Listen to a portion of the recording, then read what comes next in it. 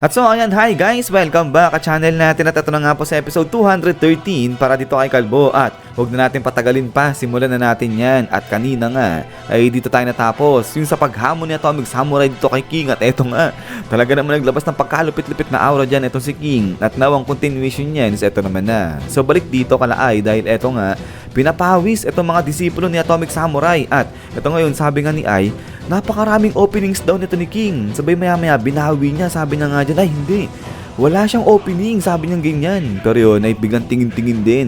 Itong si Okama, sabi niya nga dyan kay Ai, na sigurado ba? Itong si Ai na walang opening si King, sa tingin nga rin ni Okama, ang daming ang opening ni King, punong-puno siya ng opening, sabi niya ganyan. Pero yun salita. Itong si Bushido, seryoso siya, sabi niya nga dyan, na nagkakamali. Itong si Okama, di niya ba napapansin? Pinapalabas lang daw ni King na kunyari marami siyang openings, pero ang sa katotohanan niyan, talagang wala siyang opening. At di raw ba nakikita na ito ni Okama? Nanginginig na kada minuto itong katawan ni King. So ibig sabihin, talagang punong-puno ng killing intent ay ang katawan ni King, sabi ng ganyan. So grabe, ginawa pang parang mamamatay tao itong si King. Pero yun nga ay salita. Itong si Ai, sabi niya nga dyan, na ang tindi nito ni King, lahat daw ng to trap lang ni King. At yun nga, marami siyang sinet na trap dyan. At eto, salitangin si Bushido, sabi niya nga dyan, na kaya nga kapag ikaw bigla kang nagdash at sinugod basta-basta ito si King, ay aba talaga namang makakatikim ka daw ng brutal na counter nito ni King. At alam daw yan ng kanilang master, kaya raw hindi kumikibo, hindi gumagalaw na kahit konti lang ito si master nila. At eto nga ngayon, talagang naka-steady lang ito si Atomic Samurai, naglalabas lang siya dyan ng pagkalakas-lakas na aura. At eto nga ngayon, hangin-hangin lang dito kay King at saka kay Atomic Samurai, katahimikan lang. At ito ngayon, sa isip-isip ni Atomic Samurai, ayaw niya raw talaga yung nagtatansya-tansya kasi boring daw yan. But then maya-maya, eto nga, sagot na o salita na si Atomic Samurai. Sabi niya nga dyan, sige, paano daw ba kaya i-handle to ni King, yung pinakamalakas na tao sa buong mundo? At ito nga sabi ni Atomic Samurai, susugod na siya. So ito ay biglang umalerto na ito si King. At pagkatapos nga niya na ito nga biglang sigaw ito si King, sabi niya nga dyan, tumigil ka na, tama na yan Atomic Samurai, sabi niya ganyan. At ito nga ngayon ay parang napatahimik dyan ito si Atomic Samurai. Sabay biglang silita si King, sabi niya nga dyan, nakakalimutan na ba nito ni Atomic Samurai?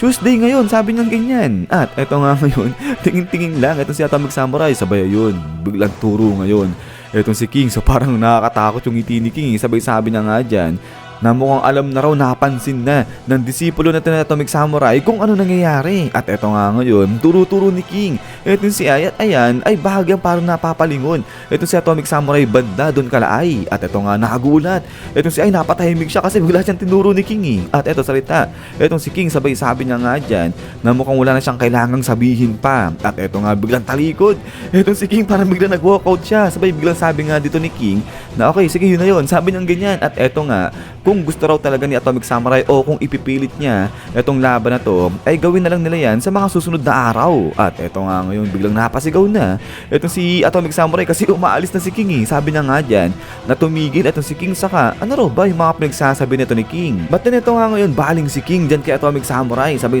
niya nga rito kay Atomic Samurai na yung atmosphere ay binubuo yan ng 80% na nitrogen at 20% na oxygen. Pero maliban pa dyan, kasama rin daw dyan yung mga carbon dioxide, yung mga methane, at kung ano-ano pa, yung mga elements na sinasabi nito ng King dyan kala Atomic Samurai. At eto nga ngayon, parang kala mo na instant dito lang masabi. Ito sila Okama sa si Bushido kasi nga, hindi nila maintindihan yung sinasabi ni King. At eto, tuloy pa nga dito ng King.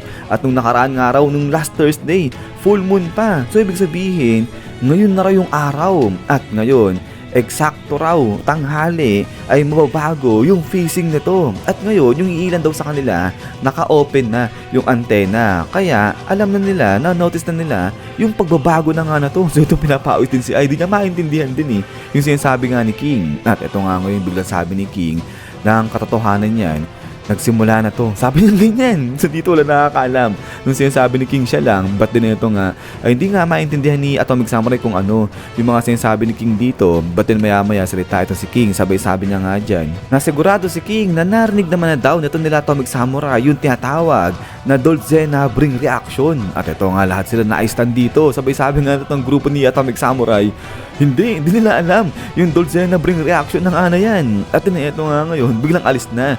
Etong si King tuloy lang siya sa paglakad, sabay sabi niya nga dyan.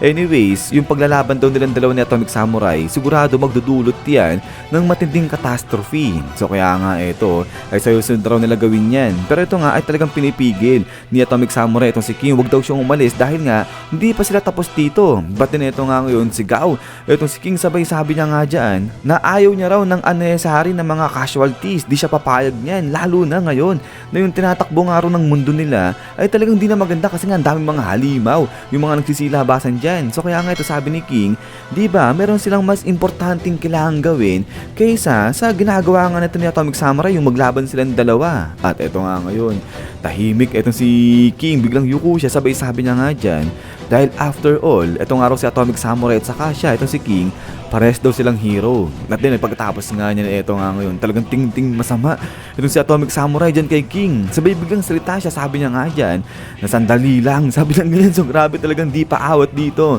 itong si Atomic Samurai. At din, ito nga talagang pinapawis itong si King, sabi niya nga dyan, ako, hindi umubra, sabi niya ganyan, so hindi umubra yung tactics niya na kung ano-ano, yung pinagsasabi dyan kay Atomic Samurai. At ito ngayon, tuloy ni King, na mukhang wala na raw talaga siyang takas rito. At ito sa isip-isip ngayon ni King dito, na paano raw kaya yung gagawin niya. Sabihin niya na raw ba yung totoo dyan kay Atomic Samurai? Yung sabihin niya na malinis kung ano talaga siya. At ito sabi nga ni King na siguro magagalit si Atomic Samurai at baka nga raw suntukin siya pero sige, tatanggapin niya daw yan. Pero baka raw hindi lang suntok yung bigay sa kanya, baka raw i-slice pa siya ni Atomic Samurai. But then maya pa ito nga ngayon, tingin na itong si King kay Atomic Samurai. Ito nga, magsasalita siya, sabi niya nga dyan, alam daw kasi ba nito ni Atomic Samurai ganito. Pero yun, pinigil siya ni Atomic Samurai, sabi niya nga dyan na hindi, okay na yan, huwag na raw magsalita itong si King kasi nga naiintindihan na raw ni Atomic Samurai yung sinasabi ni King. At tama daw itong sinasabi ni King at nagkakamali itong si Atomic Samurai, sabi niya ganyan. But then ito nga ngayon nagulat itong si King, sabay biglang sabi ni Atomic Samurai, pero ganun pa man rin, meron daw siya na isang request lang dito kay King. At ito nga ngayon biglang labas ni Atomic Samurai itong mansana, sabay sabi niya nga dyan, pwede ba na hiwain o i-slice ni King itong mansanas na nga na to gamit itong espada, sabi niya ganyan. So ito ay parang namuti itong si King, sabi niya nga dyan, hihiwain niya itong mansanas gamit yung espada. Amateur siya pagdating sa espada, sabi niya ganyan. Pero yun, sabi ni Atomic Samurai na okay lang, walang problema kasi meron daw skill ito si Atomic Samurai na parang weird, medyo kakaiba, sabi niya ganyan. At ito ngayon, tuloy nga ni Atomic Samurai kasi parang katulad ng palm reading ang ginagawa nito ni Atomic Samurai ay sa pag-oobserba niya kung paano mag-cut yung isang tao, ay parang nababasa niya na raw, nalaman niya kung ano yung buhay na pinagdaanan ng tao na yun. At din ito nga ngayon, ay sabi niya ni Atomic Samurai, ay yung ginawa niyang paraan para piliin itong disipulo niya na nga na to. Itong sila ay si Okamat saka nga si Bushido. At so kaya nga ito, balik dito kay King at ito nga binigay na ni Atomic Samurai itong espada, sabi niya nga dyan. Kaya nga, yung pakiusap lang ni Atomic Samurai dito kay King, ikat niya yung mansanas. Yun lang daw talaga hiling niya, sabi niya ganyan. But then maya pa eto nga, pumesto na etong si King at eto, biglaan niyang kinuha na etong espada at ayun, talagang tingin-tingin nood-nood.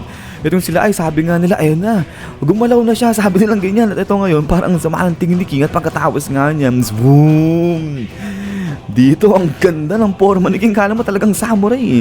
Ito si King at eto nga talagang sama ng tingin ni King dito sa may mansanas. At pagkatapos nga niya na eto nga ngayon, huhugutin na ni King etong espada. At pagkatapos niya na eto nga ngayon, 1 minute elapse, ay tayo lang dito o nakakapwesto lang ito si King. Sabay 2 minutes seconds elapse, eto nga unti-unti ay binababa niya na itong espada. At pagkatapos nga nito 2 minutes and 40 seconds ay ayan na, ilalapag na ni King etong espada. At pagkatapos nga niya, eto nga, lahat nagulat. Ito sila ay sila Atomic Samurai sa ginawa ni King. Sabi nga nila, ano, binaba niya yung espada, bakit? Sabi nila ganyan. So sila nahiwagaan dito kay King. At then pagkatapos nga niyan, eto nga ngayon, walang reaction dito.